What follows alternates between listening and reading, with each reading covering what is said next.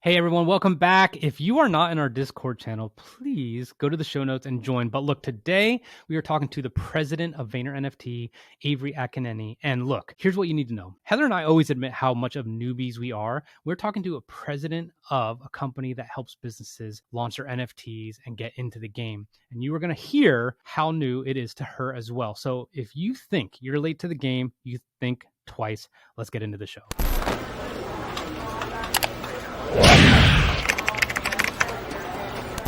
I was listening to some other podcasts you were on, and you talked about being in San Francisco at some point, and you also talked about being an investor in crypto. And I was wondering, like, what your counterparts and colleagues thought when you took over Vayner, and they're just like, "You're doing what? Like, what is this NFT nonsense?" You even thought, like, it's kind of a stretch, Gary. What's going on here? How did you kind of start to explain it to people as you started to see it unfold as, like, this is the truth? Yeah, for sure. So I think that when I went from running our APAC business to this NFT thing, a lot of people were understandably skeptical. They're like, hey, our business is crushing it. We went from like 0 to 200 people in 2 years. Like, we're winning all these awards. Like, we're just getting started with this business. Like, what is this NFT thing? What is an NFT? I've never heard of this. Is this real? Is this a scam? And my counterpoint was, this is going to be the future. Digital ownership is going to be a huge thing for everyone. And the same way that people value like social media and they value their games and skins and all of these things, it was just so obvious that this is where it's going to head. And it's funny because in just like a short 6 months, the same people who are like, oh, like, what is this? You'll be back here soon enough, are like, teach me about NFTs. I want to learn more. It's funny how quick the script flips. Yes. So it's been awesome to be on that journey, but I've never really worried too much about other people's perspective. I have a lot of, conviction in what I think is going to be huge. And also I have a lot of trust in my amazing boss, Gary. Yeah. Well, I want to know a little bit about kind of your intro to NFTs. Like, what was it about that attracted you, or you wanted to go ahead and go into this lane? Yeah, I think a couple of things. One, so I've been investing in crypto for a long time. And my first introduction to that was actually like a friend who was like a, exotic bonds trader, got super into crypto very early on. And then he got into NFTs. And, he'd been all about the Ethereum blockchain for quite some time. He was the person who turned me on to Ethereum. And then I started to see these ecosystems and communities being built around sort of NFTs. And there, I guess, a couple of like core disciplines I saw really winning, like gaming, sports, art, all of that underpinned by this like really strong community buy-in. So I was like, oh, usually when people have like such a strong conviction about something, it's almost like a cult-like devotion to some of these projects. And I thought that was, just worth exploring, like why people feel so strongly. And I think what like really just being hands-on with it shifted my perspective was VeeFriends. There's just such a huge difference between being a participant of a community and then being responsible for like execution. There's a just giant gap of like knowledge there. And just the more that we learned about what was required to get some of these off the ground, everything from like selling through the mint to developing a Discord community, as I started to see all of that kind of click together, I got so much more into it. And I think my journey in NFTs in the past year has been like really exponential just in terms of how much I've learned. And I still think that I'm learning every single day. I have a question, actually. You're in Miami, but I've been saying Art Basel for the longest time. It's Art Basel, everybody, by the way. So I saw whatever you you down want to there. call it. And it's impossible to ignore what I've noticed, at least. And I come from a very male-dominated industry. I think most industries are kind of male-dominated, but there's like a fucking rise right now of like women projects like Flower Girls, Boss Beauties, Women in Weapons. And it's just like this amazing, I actually look at these projects and the Discords and the product. I'm like, this is superior to a lot of the things I'm seeing coming out. And I don't mean to say it in a surprising way. It's just really awesome to see. And I wanted to get your take on how that was when you experienced like some of those panels you were on in Miami. Yeah, for sure. I think that you're right. And I know you're coming, Rich, from a military background too, which is like super male dominated. I think we've started to see some of these female projects really get a lot of the attention that they deserve, but we have so much more to go in terms of like sort of pay equality and also like sort of fostering the right environment of diversity and inclusion for all creators, right? Like, so we've made some progress with the projects that you mentioned, which are killing it. All those founders are amazing. They're out there, they're docs, they're building their communities, getting feedback and like incredible artists on top of all of that. So I love to see it. I still think we've got a very, very long road ahead of us in terms of onboarding more women into the world of crypto and NFTs. And I think what's going to push that is through these projects getting mainstream recognition, because you're right, you can't ignore it at Art Basel and within the crypto community for, some major voices wanting to highlight female creators, guys like Bobby Hundreds or Gary V, really shining a spotlight on these amazing women. But what we need to see is a more mainstream spotlight on these projects and getting them into the world, right? Getting World of Women to be known as a household name, just not just an NFT community name, which is something that I'm really looking forward to hopefully being able to contribute to bringing to, a much bigger spotlight in the next 6 months, 12 months, 18 months. Awesome. Awesome. All right, let's get a little techie here because you got to educate us on this tweet that Gary sent out today and then you sent out too. So we've covered on the show, obviously, Ethereum blockchain, projects that are on that, and there's some other blockchains like Solana, etc. What I thought was interesting about what was announced today with Immutable, I hope I'm pronouncing it right, Immutable X, is it something that's built on top of, I guess, for lack of better terms, the Ethereum blockchain that y'all are using for the book games. The way it was quoted in the blog is it's not competing against Ethereum, it's working with Ethereum. I've never heard of this. I don't know what's going on. So Avery, can you break down what is Immutable X? Yeah, so Immutable X is like the first layer 2 for NFTs on Ethereum. And Gary felt really strongly on wanting to do something that was related to Ethereum for his community because, y'all might remember that not so long ago, Gary and his team were onboarding so many people into MetaMask, into the world of NFTs built on Ethereum. But we do know that there are some challenges.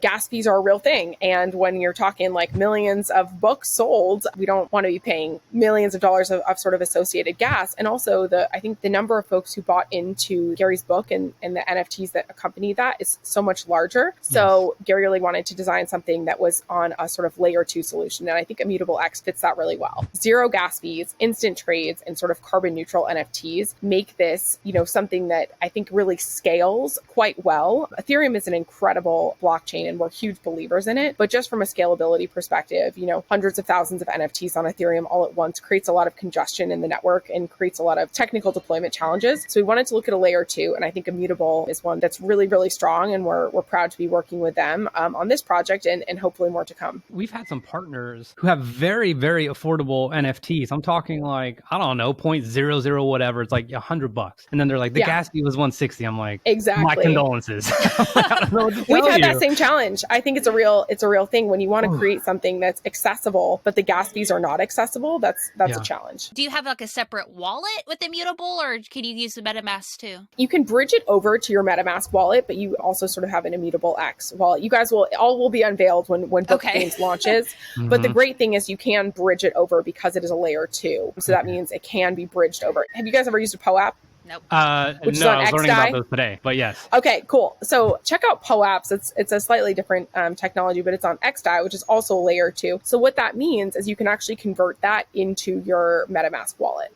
You have to pay gas to do that, but... Got it. For people who are listening right now, and you're just talking about POAPs and the other thing you just said, like 8 months ago, could you talk like that? Heck no. I like to say people are always like, oh, you're an NFT expert. I'm like, I am still an NFT student, way more than an expert. Anyone who tells you they're an NFT expert is maybe not the most humble because there's always something new to learn with NFTs. I know you get asked a zillion times over, especially because it's part of the business anyway, like how can I leverage the NFTs for my business and all these other things? And when you look at someone like Gary and then VaynerNFT with the Halloween drops, the Uno collaboration, the Budweiser drop and all these other things, that's not normal for a regular business, right? Like it clearly We're makes all sense. in. Yeah, exactly. It makes complete sense with how he's rolled over the years, right? But for an average business, the innovations are like, you can't even quantify them. If a dentist came to you right now or like, our firm wants to work with VaynerNFT and figure out whatever you're going to get, and you're like, oh yeah, like how do you even tell them where to begin or how to think? The first thing we do is we recommend people get hands-on because a lot of times like this dentist will say, you want to do it? And you're like, awesome. Do you have a wallet? Which NFTs do you own? And they're like,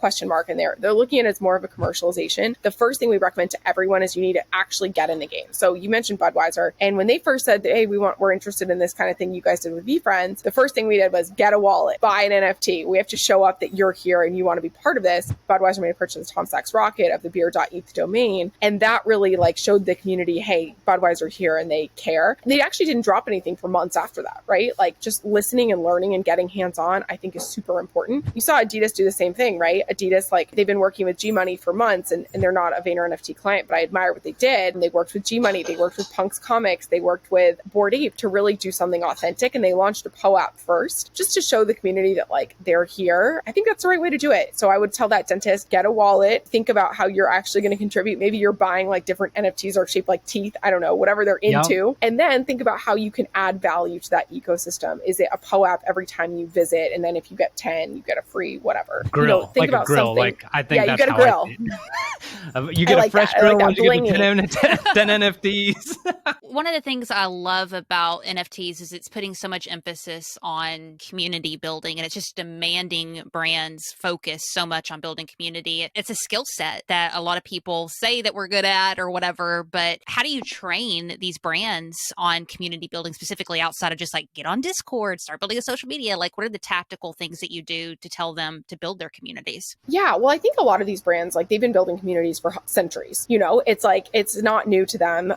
We just had an NFT drop actually today with Coach, and like they've been building communities for hundreds of years. We did one with Robert Mondavi last week that was like, you know, they've been doing this for decades. They understand how to build community. It's more like, how do you build a Web3 community, which is inherently different, right? Or even like previously, it was like they had all the power and everyone else was just following. It's more like thinking, how do we find a way to empower the community to own part of this, to have some element of influence? That's the thing that's new. And I think we're all figuring it out, right? We're figuring it out from a crypto perspective, from an ownership perspective, from a utility perspective with these NFTs, just thinking how can they empower their community and also bring in all the folks that they've been converting as fans for centuries, right? How do we get them to care about NFTs? Because to me, that's one of the huge values that these mass brands can bring, is they can bring their communities into this world, which ultimately grows the overall NFT community. One of my last questions is, I had a commanding officer a long time ago. He would always discuss his goals, you know, for the squadron, and his were actually 10 things he did not want to happen. And I thought it was amazing. I was like, this is great. Like a lot of it was focused on how many flight hours are we going to have? How are we going to do this? You know, blah, blah, how many qualifications? And he's like, no, this is what's not going to happen. And I'm interested to see what you've seen from people who haven't done it right, or have punted it, or have kind of went too fast, too far, or too far, too fast, or whatever, you know, big brand or small brand. And obviously no names or anything like that, but what is not working that you've seen for sure and that people should avoid doing? You know, that's a really good question, Rich. And I love how you phrase that.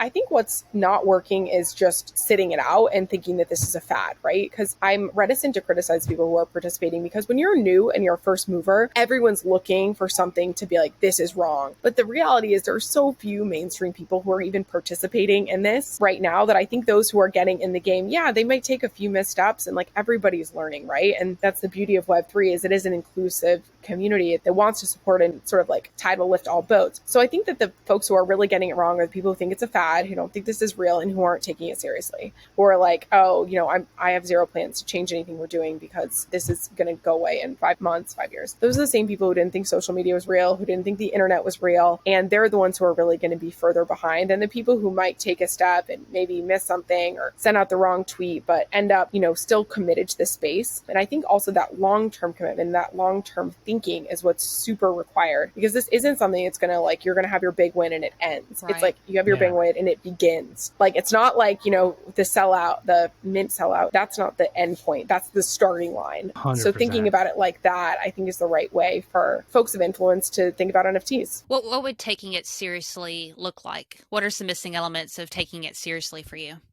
Getting set up with crypto, having a wallet, supporting creators, understanding what's happening in this ecosystem as well. It doesn't necessarily have to be like action, right? It can be like following Discord. Tons of major brands are going to do a Super Bowl commercial this year. Thinking of like ways to highlight some of the creators and like the excitement of what's happening. I just think it would be such a miss to not think that this is like a real cultural zeitgeist to pay attention to. Well, we will definitely link up where people can find you in the show notes. We're ridiculously happy that you were able to join us, especially during a break. So thank you for coming on, and we'll talk soon. Thank you guys for having me. Have a wonderful, happy holiday season, and I'll see you guys on NF Twitter, Discord, anywhere. Absolutely. Thanks.